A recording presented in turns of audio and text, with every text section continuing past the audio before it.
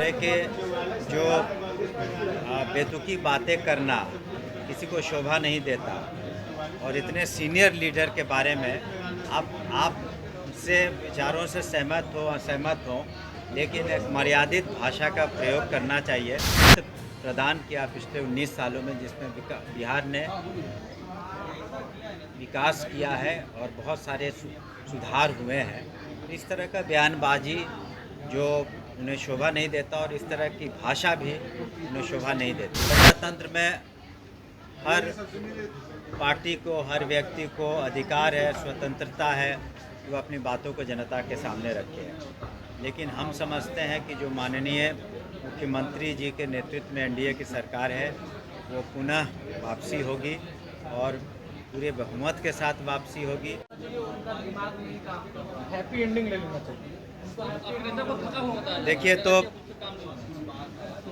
पिछले 19 साल से और उससे भी पूर्व रेल मंत्री रहे माननीय नीतीश कुमार जी, बिहार को की तस्वीर उन्होंने बदली। हर क्षेत्र में, चाहे वो शिक्षा हो, स्वास्थ्य हो, रोड हो, बिजली हो, पानी हो, और इस तरह के जो बेतुकी बातें करना किसी को शोभा नहीं देता। और इतने सीनियर लीडर के बारे में आप से विचारों से सहमत हो असहमत हो, लेकिन एक मर्यादित भाषा का प्रयोग करना चाहिए। और माननीय नीतीश कुमार जी पूरे बिहार के, सिर्फ जनता दल यूनाइटेड के नहीं, पूरे बिहार को उन्होंने बहुत ही बेहतरीन और अव्वल दर्जे का नेतृत्व प्रदान किया पिछले 19 सालों में, जिसमें बिहार ने विकास किया है और बहुत सारे सुधार हुए हैं। इस तरह का बयानबाजी जो उन्हें शोभा नहीं देता और इस तरह की भाषा भी उन्हें शोभा नहीं देती। सर, आपको क्या लगता है देश के यादव बिहार में यात्रा कर रहे हैं, अगले साल चुनाव होना है, क्या इसका फर्क पड़ेगा आप लोगों के? देखिए, प्रजातंत्र में हर पार्टी को, हर व्यक्ति को अधिकार है, स्वतंत्रता है कि वो अपनी बातों को जनता के सामने रखे। लेकिन हम समझते हैं कि जो माननीय मुख्यमंत्री जी के नेतृत्व में एनडीए की सरकार है, वो पुनः वापसी होगी और पूरे बहुमत के साथ वापसी होगी। और जनता के बीच में जाकर हम अपनी बातों को रख रहे हैं, भविष्य में भी रखेंगे। और जितना काम माननीय मुख्यमंत्री के नेतृत्व में, जैसा हमने कहा, उन्होंने किया है हर क्षेत्र में, शिक्षा के क्षेत्र में, स्वास्थ्य के क्षेत्र में, महिलाओं का सशक्तिकरण में जो शराबबंदी उन्होंने की, इससे समाज के हर वर्ग को फ़ायदा हुआ है और सभी समाज के वर्गों को साथ में लेकर माननीय मुख्यमंत्री चले हैं। इसीलिए आज तक माननीय मुख्यमंत्री के नेतृत्व में बिहार की जनता ने अपना भरोसा जताया है और भविष्य में भी हमें पूरी उम्मीद है कि वो अपना, हमने कहा ना, प्रजातंत्र में प्रशांत किशोर ही क्यों, कोई भी अपनी पार्टी लॉन्च कर सकता है। उन्हें भी आने दीजिए जो इस चुनावी अखाड़े में, तो पता चलेगा कि कौन कितने पानी में है। अभी से दावा कर रहे हैं कि अगर 150 सीट आता है तो वो मेरी हार होगी। 1 करोड़ लोग के साथ पार्टी बना रहे हैं सामने सर पार्टी के देश में। हमारी शुभकामनाएं उनके साथ। कोई चुनौती दे पाएंगे आपको लगता है? हमने कहा ना, हमारी शुभकामनाएं उनके साथ है। चुनौती तो देखिए, जब इलेक्शंस होते हैं तो सभी पार्टियां मैदान में उतरती हैं, एक दूसरे के सामने होती हैं और जनता मालिक है, जनता जिसको चुनाव करेगी। लेकिन हम लोगों को पूरा यकीन है कि जिस तरह के हमारे पास नीतियां हैं और हमारी जो नीति है माननीय मुख्यमंत्री नीतीश कुमार जी की, वो सब पर भारी पड़ेगी। तो वो कह रहे हैं कि अगर 150 सीट हमें आता है तो मेरी हार होगी। कम से कम 200। अब कौन क्या बोलता है और कौन सा क्लेम करता है, उस पर हम क्या कमेंट करें। उनका जो भी आधार वो कर रहे होंगे, लेकिन हमने कहा कि अंततोगत्वा तो चुनावी नतीजे आपके सामने लगातार आ रहे हैं, कई वर्षों से आगे भी आएंगे और आप देखेंगे कौन कितने पानी में है। देखिए, वो बिल्कुल आप सभी को नमस्कार। न सिर्फ सक्षमता, लेकिन बीपीएससी से जो पास हैं, कमीशन से भी, तो वो बिल्कुल अंतिम चरण में है। अगले 2-3 दिन में हम लोग पूरा कर लेंगे।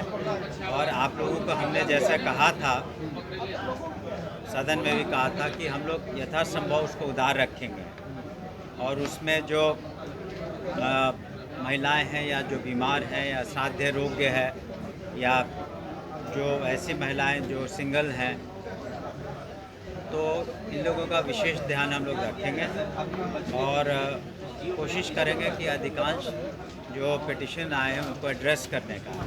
लेकिन पूर्व में भी हमने कहा है कि जब भी कोई नीति बनती है, कितनी भी उदार हो, हम लोगों ने सभी, जैसे कि फॉर एग्ज़ाम्पल जो लोग रिटायरमेंट के बहुत नज़दीक हैं तो उनका भी ख्याल रखना है।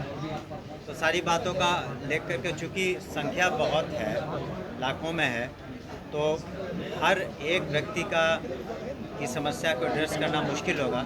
लेकिन हम समझते हैं कि जो हमने शब्द उदार का इस्तेमाल किया उसमें अधिकांश लोग संतुष्ट होंगे। और आपको ये भी बता दें कि पिछले कैबिनेट से भी ये पास हो चुका था, जो अनुकंपा के मामले थे, तो उसमें 6000 से ज़्यादा पोस्ट का स्वीकृति मिल गई है। तो उसको भी हम लोग वर्कआउट कर रहे हैं कि किस तरीके से अनुकंपा आधारित जो मामले थे उसका निष्पादन हो सके, और वैसे जो उनके कैंडिडेट हैं जो अनुकंपा की नियुक्ति के लिए क्वालिफाई करते हैं, उनका हम सही इस्तेमाल कर सकें। नहीं, उसकी आवश्यकता इसमें नहीं है, ये विभागीय स्तर पर हो जाएगा। पोस्ट का जब एक बार एग्ज़ामिनेशन के थ्रू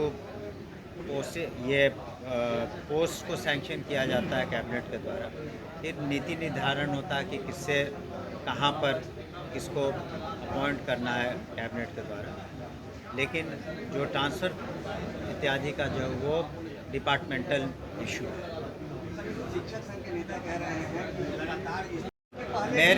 हमने कहा था 30 सितंबर तक हमने कहा था कि हम लोग उसको मंजूरी दे देंगे। आज 25 तारीख है, तो 30 हमने कहा ना, बिल्कुल अंतिम 1-2 इश्यूज़ हैं, 30 सितंबर से पहले हम लोग उसको अनुमोदन दे देंगे। 350 शिक्षक ऐसे हैं जिनके संदिग्ध होने का मामला सामने आया है और डीओ की लिस्ट बना के भेजा गया है। कुछ लोग शिक्षण परीक्षा में दोबारा उसमें शामिल नहीं उनको लाए तो उनकी डिग्री पकड़ी जाएगी। सर, ऐसे 350 शिक्षक हैं, क्या इनके खिलाफ कोई कार्रवाई करेंगे? देखिए, जहाँ भी वैसे मामले जहाँ गड़बड़ी की आशंका होती है या सर्टिफिकेट्स में कोई लगता है प्रथम दृष्टया कि अनियमितताएँ हैं या कहीं जालसाजी है, तो उसको हम लोग चाहते हैं कि पहले उसकी गहन छानबीन हो जाए, इंक्वायरी हो जाए, और उसके बाद जो विधि सम्मत कार्रवाई होगा हम लोग करेंगे। लेकिन इतना निश्चित है कि अगर कोई भी शिक्षक या शिक्षिका अगर उसने अपनी नियुक्ति कराई हो कभी भी पंचायती राज व्यवस्था में या किसी भी माध्यम से और बीपीएससी में अगर कोई गड़बड़ी पाई जाती है, तो निश्चित रूप से विधि सम्मत कार्रवाई तो होगी। लेकिन उसके पहले हम लोग जांच करके आश्वस्त हो जाना चाहते हैं कि वास्तव में ये बातें सही हैं, ताकि कोई निर्दोष व्यक्ति उसमें कोई फंसे नहीं। लेकिन अगर दोषी है, उसने गड़बड़ी की है, तो विधि सम्मत कार्रवाई हम लोग करेंगे। पता नहीं, लेकिन एक आपको 2-3 आंकड़े मैं बताता हूँ। 2001 में महिलाओं की साक्षरता करीब 34% थी, आज 74%। स्कूल ड्रॉप आउट पहले 2005 में करीब 12% से ज़्यादा था, आज 1% से कम है। आपको 75,000 स्कूल पहले शिक्षा से और 12वीं शिक्षा तक है। संख्या पहले 2005 में शिक्षकों की 1.5 लाख से कुछ ज़्यादा थी, आज 5,77,000 से ज़्यादा है। तो हर पैमाने पर प्रगति हुई है, और ख़ास करके बच्चियों का जो लड़कियों का जो प्रोत्साहन राशि इत्यादि दी जाती है, उसमें भी संख्या काफ़ी हुई है। और मैट्रिक एग्ज़ाम में आप देखेंगे, आईएससी के एग्ज़ाम में बराबरी के हिस्सेदार हैं, जो छात्राएं पास होती हैं या फर्स्ट डिवीजन आती हैं। नहीं, अभी तो जो हम लोग के आंकड़े हैं, कहीं कहीं समस्याएं कुछ जिलों में ज़रूर हैं, लेकिन उसको हम लोग एड्रेस कर रहे हैं। बहुत लोग प्राइवेट स्कूल्स में भी जाते हैं, ये भी बात है, प्राइवेट स्कूल्स भी कुछ खुले हैं तो कुछ अच्छे हैं।